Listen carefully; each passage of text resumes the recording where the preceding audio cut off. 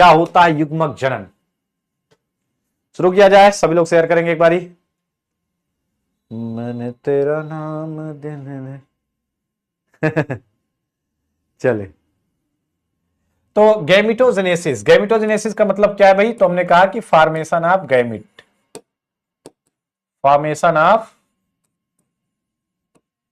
Gamete यानी कि युग्मकों का निर्माण। काय का निर्माण? युग्मकों का निर्माण जिनसे जनन हो सके। युग्मकों का निर्माण, युग्मक ही फर्टिलाइजेशन करते हैं। निषेचन कौन करता है? युग्मक करते हैं। अब जब युग्मक ही नहीं होगा तो निषेचन कहां होगा? जब युग्मक ही नहीं होगा तो निषेचन ही नहीं होगा ना। सर पूरा चैप्टर बता दिए, बिल्कुल बेटा, ठीक है, तो शेयर कर दिया सबने। चलो फटाफट। तो युग्मक जनन, गैमेटोजेनेसिस पे अगर अपन आए तो भाई पहली चीज नर। मानव जो है भाई, हमने कहा एक लिंगी प्राणी, मानव द्विलिंगी प्राणी नहीं है, एक लिंगी प्राणी है, तो मादा के अंदर मादा युग्मक बनेगा, नर के अंदर नर युग्मक बनेगा ना। तो हमने जैसे कहा नर के अंदर बनेगा क्या? नर युग्मक। क्या बनेगा? नर युग्मक। और इसका नाम क्या है? शुक्राणु। क्या नाम है भाई? शुक्राणु। कब बनना शुरू होगा? तो प्यूबर्टी वाली एज में, 14 से 16 साल में ना शुक्राणु। फिर मादा की बात करें, काय की बात करें? फिर बात करें मादा की, तो मादा के अंदर बनेगा मादा युग्मक, मादा युग्मक ना। यहां बन रहा है स्पर्म, स्पर्म। और मादा के अंदर मादा युग्मक यानी कि अंडाणु। ये कब बनना शुरू होगा? तो ये बनना शुरू होगा गर्भकाल से ही। जब एक फीमेल शिशु गर्भकाल में रहता है, मतलब गर्भावस्था में रहेगा, तभी से ये ओजेनेसिस यानी कि फॉर्मेशन ऑफ ओवा स्टार्ट हो जाएगा। ठीक है, तभी से स्टार्ट हो जाएगा। ठीक है, चलो भाई उत्कर्ष, लाइक की बटन सब लोग प्रेस करो भाई। मजा नहीं आ रहा बे, चला जाऊंगा भाई छोड़ छाड़ के। क्या चाहते हो तुम लोग? मजा नहीं आ रहा।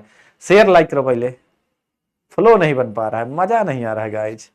ठीक है, तो वृषण की उपकला में, वृषण में और अंडाशय में, नर में जो शुक्राणु है कहां बनता है? तो नर का जो शुक्राणु है वो कहां बनता है? वृषण में बनता है। कहां बनता है? वृषण में।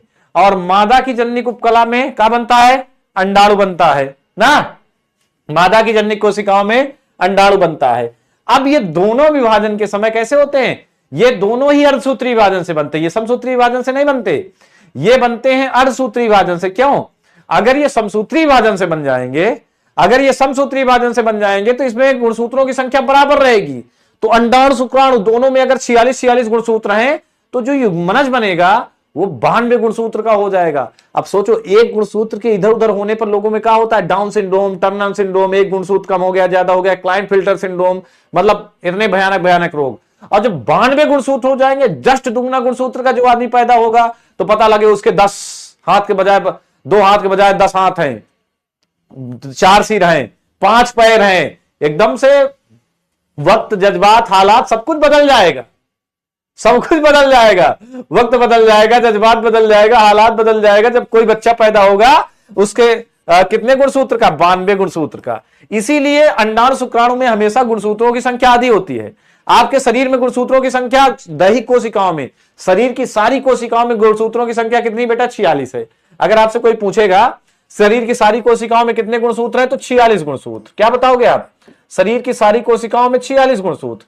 लेकिन अगर अंडाणु की बात करो और शुक्राणु की बात करो, अंडाणु और शुक्राणु, तो इन दोनों में कितने गुणसूत्र हैं? इन दोनों में सिर्फ 23 हैं, जिससे युग्मनज बनेगा 46 गुणसूत्र का। ठीक है, एक सिंगल कोशिका बनेगी 46 गुणसूत्र की। नहीं पता लगा दानव हो गया, दानव हो गया, पता लगा कितने गुणसूत्र का पैदा हुआ? 92 गुणसूत्र का पैदा हुआ, दानव पैदा हुआ। पैदा होते ही ऐसे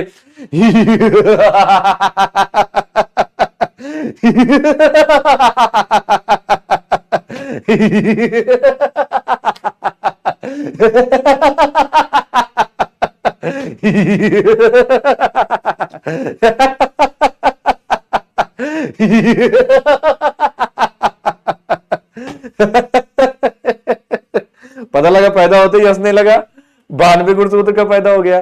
तो बेटा इसीलिए हमेशा सिस्टम है गैमेटोजेनेसिस में, अंडाणु शुक्राणु बनने में हर सूत्री विभाजन